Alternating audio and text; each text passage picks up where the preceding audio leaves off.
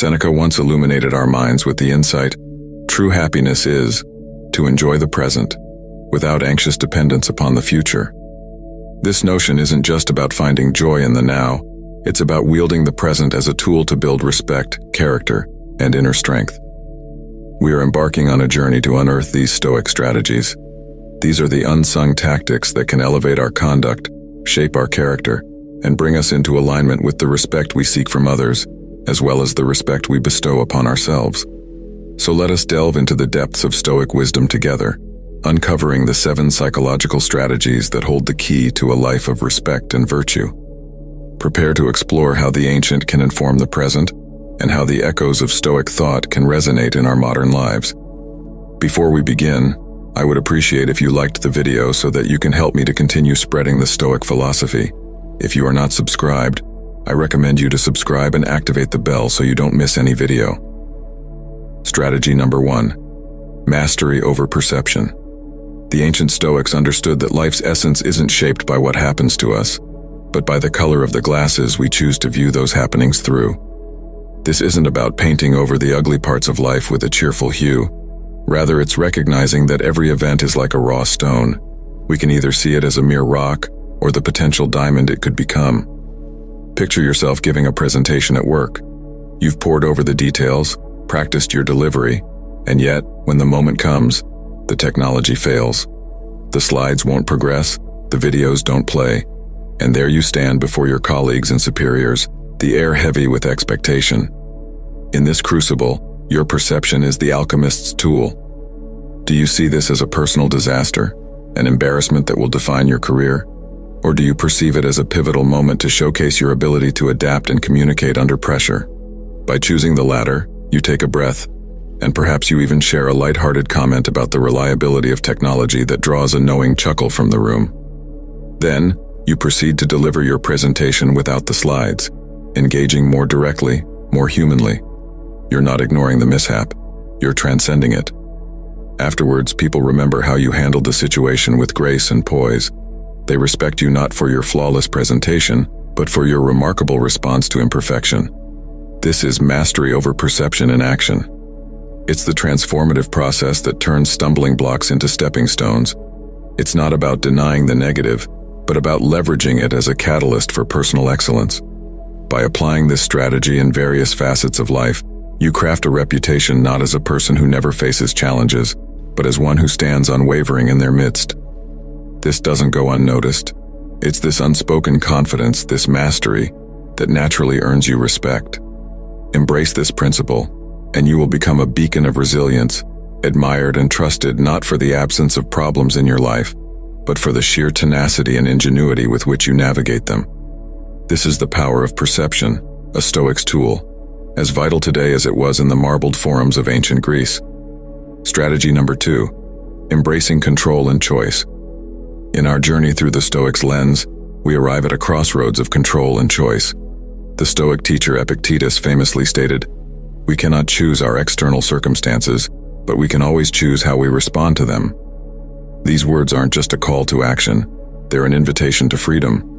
To embrace control and choice is to recognize that while the world spins on its own axis, our reactions are ours to command. Let's unpack this with an example that resonates with many of us. You receive unexpected feedback from your manager that is less than complimentary. It's in this moment, this crucible of challenge, that the Stoic wisdom illuminates your path. You can't control the feedback, nor can you undo it. But within you lies the tremendous power to choose your response. The knee-jerk reaction is defensiveness, a retort, or internal turmoil. But Stoicism invites us to choose differently. Perhaps in that moment you decide to listen, truly listen. You allow each word to settle, not as an indictment of failure, but as a guidepost for growth. You ask clarifying questions, you seek to understand, and then you make a choice. A choice to use this feedback as the raw material from which to sculpt a better, stronger version of your professional self. This choice is noted by those around you. You're not just another employee. You become the embodiment of maturity and proactivity. This is what people respect, not a faultless record, but the fortitude to rise above faults and use them as the forge for betterment. When you take this principle into the broader strokes of life, It's transformative. You're in traffic and you're late. You can't control the red lights or the pace of the cars in front of you, but you can control the rising tide of frustration. So you choose. You select a podcast, an audiobook, or perhaps use the time to mentally rehearse your day ahead. You arrive not with a heart pounding from stress, but with a mind enriched or prepared. This is the power of choice. It's in these choices, the ones made quietly, without fanfare, that respect is born. People see a person who is not at the mercy of life's unpredictable winds, but one who sets their sails deliberately, who uses those winds to journey where they wish to go. This is not a skill one is born with. It is developed, honed with each trial, and it's this skill that garners true respect.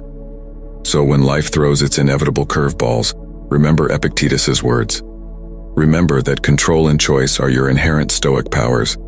They are the quiet force that can weather any storm, not by force, but by the sheer elegance of intention and will. This is what it means to live as a Stoic, and it is this living that naturally commands the respect of those who witness it. Strategy number 3, integrity in action. Integrity in action is the lifeblood of Stoicism, giving vitality to the philosophy's core tenet that virtue alone suffices for happiness. This Stoic virtue is not an abstract ideal, but a robust living force that shapes every aspect of a Stoic's life. It is in the mundane choices and the extraordinary decisions where integrity in action emerges as the hallmark of a life lived in accordance with reason and virtue. Don't explain your philosophy, embody it, taught Epictetus, a directive that calls for a manifestation of one's values in the fullest sense, not just in thought but in every act and reaction. Within the intricacies of day-to-day interactions, integrity in action manifests itself in countless ways. In the world of business, it might be seen in the refusal to partake in petty office politics or to engage in gossip. It's the employee who, when facing a conflict of interest, discloses it, despite the potential for personal loss. It's the manager who gives credit where credit is due, even when they could easily accept praise for subordinates' work. In such moments, the Stoics' actions are guided by an internal compass calibrated to integrity. They are mindful that every decision is a testament to character, and every action a chapter in their life story, written for an audience of one, their own self. As Marcus Aurelius mused in his Meditations, the true worth of a person is to be found in their actions and not in the realm of external things. Living with integrity means that a Stoic must often swim against the current of popular opinion or short-term gain. It involves making choices that align with virtue, even when these choices are uncomfortable or bring them into solitude or criticism. Stoics recognize that integrity often requires sacrifice, and they are willing to bear these costs not for some external reward, but because they value their self-respect above all else. Moreover, integrity in action is about resilience in the face of adversity. It's about maintaining a moral stance even when the world seems to conspire against it. In situations where dishonesty seems to flourish and shortcuts appear to lead to success, the Stoic stands firm. They understand, as Seneca wrote, that a person's worth is measured by the worth of what they value. And what is the reward for such unwavering commitment to integrity? It is respect, the kind that is earned, not demanded, felt, not feigned. This respect is a reflection of the true nature of one's character, unshakable and unquestioned. For in a society often fixated on the end justifying the means, the Stoics' means are their end. Integrity is both the path and the destination. Thus, integrity in action is not just a Stoic principle to be discussed, it is a way of being to be lived. It transcends the pages of ancient texts and becomes the script by which a Stoic structures their life. It is ultimately the purest form of respect one can ever hope to achieve, the respect that comes from a life lived in unwavering accord with one's deepest convictions, principles, and Stoic virtues. Strategy number 4. Cultivating empathy. Empathy, the ability to understand and share the feelings of another, is not immediately recognizable as a Stoic virtue. Yet the Stoics deeply understood the value of empathy as a means of connecting with the human community and practicing the virtue of justice. Kindness is mankind's greatest delight, said the Stoic philosopher Marcus Aurelius, highlighting that the capacity to empathize is not just a passive feeling, but an active engagement in the well-being of others. Empathy in Stoicism is the recognition that all humans are fallible, struggling, and capable of error, yet deserving of understanding and compassion. This cultivation of empathy does not imply emotional indulgence, but a rational acknowledgement of the commonalities that bind us in the human experience. It's found in the patience we show to a new colleague struggling to learn the ropes, or in the understanding we extend to a friend overwhelmed by grief. Consider the leader who takes the time to understand the unique challenges faced by each team member. This leader is not merely managing, but leading with empathy, demonstrating an awareness that each person's experience contributes to the fabric of the whole. Through empathy, this leader can navigate the team's dynamic, align their strengths, and address their challenges, thus steering the ship with a keen eye on the horizon and a compassionate hand on the helm. Cultivating empathy also involves a more profound engagement with the community. It's the entrepreneur who designs solutions not just for profit, but to address societal needs, understanding that their true value lies in the benefit they bring to others. It is the citizen who listens with an open mind to the viewpoints of others, recognizing that beneath differing opinions and beliefs lie common fears and hopes. Stoicism teaches that empathy should be guided by wisdom. It is not about taking on the emotional burdens of others, but about offering the right measure of support and understanding to foster growth and resilience. Wherever there is a human being, there is an opportunity for kindness, said Seneca. It is a reminder that empathy is a resource available to us at all times, an opportunity that presents itself in every interaction. By practicing empathy, Stoics forge deeper connections and contribute to a society based on mutual respect and understanding. Empathy can bridge divides, heal wounds, and build trust. It's a testament to the recognition that while we may travel our paths, we share the same road, under the same stars, and are made of the same stardust. Thus, cultivating empathy is to recognize the reflections of ourselves in others and act upon this recognition with kindness and justice. It's about expanding our circle of concern and understanding that each act of empathy sows seeds for a more compassionate and harmonious world. As we practice empathy, we not only elevate others but also elevate ourselves, aligning our actions with the Stoic ideal that the good of the individual and the good of the community are inextricably linked. Strategy number 5. The elegance of simplicity. The elegance of simplicity, a core concept in Stoicism, extols the virtue of living a life unburdened by superfluous excess and unswayed by the siren calls of consumerism. Wealth consists not in having great possessions, but in having few wants, Epictetus advised. This counsel is not a mandate for austerity, but an invitation to find richness in the understated and fulfillment in the essentials. In the embrace of simplicity, there is a rejection of the clutter that so often dominates our physical spaces and mental landscapes. It's the choice to value quality over quantity, to seek experiences that enrich the soul rather than possessions that fill the home. Simplicity finds expression in the minimalist's approach to life, where every object is chosen with intention and every activity is imbued with meaning. Imagine applying this principle to daily living. It could mean decluttering your workspace, creating an environment where focus flourishes. In personal finance, it may manifest as a budget that prioritizes experiences and well-being over material accumulation. In relationships, the elegance of simplicity encourages us to invest in deeper connections with fewer people, rather than spreading ourselves thin over many surface-level engagements. The Stoic finds beauty in simplicity, not only in their surroundings, but also in their actions and thoughts. It's a conscious decision to streamline life's complexities, to cut through the noise, and to focus on what truly matters. Marcus Aurelius once mused, "Very little is needed to make a happy life. It is all within yourself, in your way of thinking." This insight calls for an internal simplification, a purification of desires, and an anchoring of contentment in self-sufficiency and reasoned choice. Simplicity in Stoicism is also a tool for resilience. In the face of life's inevitable upheavals, the individual who has cultivated a simple, straightforward, and unpretentious life is better poised to adapt.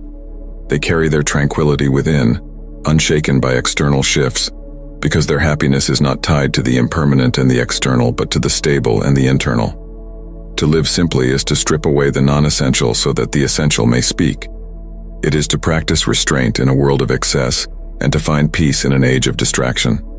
The elegance of simplicity is the art of paring down to the core of what brings joy, clarity, and purpose. It is the Stoics' realization that in the tapestry of life, The most impactful threads are often those woven with the simplest patterns. In conclusion, the elegance of simplicity is more than an aesthetic choice. It's a profound philosophical commitment that offers freedom, clarity, and a return to the fundamentals of human flourishing. By cultivating simplicity, we not only streamline our external lives but align our inner worlds with Stoic wisdom, where the greatest treasures are those found within the depths of a contented heart. Strategy number 6. The serenity of acceptance. The serenity of acceptance is a Stoic bastion against the tumult of life's uncontrollable elements. It is the acknowledgement of our limited power to change external circumstances, paired with the recognition of our absolute power to accept them. Accept the things to which fate binds you, Marcus Aurelius wrote, conveying that peace comes not from control, but from conceding control where it cannot be exerted. This acceptance is far from resignation. It is an active, empowered response to the challenges that fate presents. When a storm descends, the Stoic does not lament the rain but instead reflects on the futility of such lamentations. They understand that the storm, like all external events, is indifferent to our desires and our discomforts. It is through acceptance that one finds serenity, not by changing the storm's nature, but by sheltering the inner self from its fury. In real-world scenarios, this serene acceptance can be transformative. It's the calm demeanor of the doctor who, after doing all they can for a patient, must wait for the outcome. It's the composed acceptance of the athlete who, after a defeat, recognizes that some factors, the weather, the opponent's unexpected performance, were beyond their control. These individuals display a mastery of acceptance that does not undermine their efforts but reinforces their equanimity. They show us that while striving for excellence is within our domain, the outcome often is not. He who is brave is free, Seneca tells us. The brave individual in the Stoic sense is one who accepts the bounds of fate bravely, freeing themselves from the anguish of resisting the immutable. Acceptance also cultivates resilience. It's the strength to face loss, to endure pain, and to confront adversity, not with bitter resignation, but with the understanding that these experiences are part of the human condition. The Stoic uses acceptance as a tool to maintain internal harmony, even as the external world may be in disarray. They find serenity not in ideal circumstances, but in their response to the actual circumstances they encounter. The serenity of acceptance is, therefore, a reflection of wisdom and strength. It does not mean that one does not work to improve their situation, but that they do so with the understanding that not all things are within their power to change. This harmonious balance between action and acceptance is the essence of Stoic tranquility. To embrace acceptance is to walk through life with a steady heart and a clear mind, understanding that while we cannot command the winds of fate, we can adjust our sails. It is to perceive the world with clarity, free from the distortions of frustration and disappointment. By cultivating the serenity of acceptance, we anchor ourselves in the present, undisturbed by the ripples of the uncontrollable, and master the only domain wholly ours to command, our inner selves. Strategy number 7. Living virtuously. Living virtuously is the cornerstone of Stoic philosophy, the culmination of its teachings and the axis around which the Stoic life rotates. Virtue for the Stoics is not a lofty ideal but a practical guide to living well. It is the embodiment of the 4 cardinal virtues: wisdom, courage, justice, and temperance. As Seneca elegantly put it, virtue is nothing else than right reason. To live virtuously is to engage with life's complexities with a moral compass that consistently points towards the good. It means making decisions not based on what is expedient or pleasurable, but on what is right. Wisdom dictates that we choose the just path over the easy one. Courage allows us to walk it despite our fears, and temperance enables us to tread with moderation and self-control. The virtuous life manifests in countless everyday choices. It's found in the honesty of the business person who conducts their dealings transparently, in the courage of the whistleblower who exposes wrongdoing at personal risk, and in the justice of the community leader who advocates for the marginalized.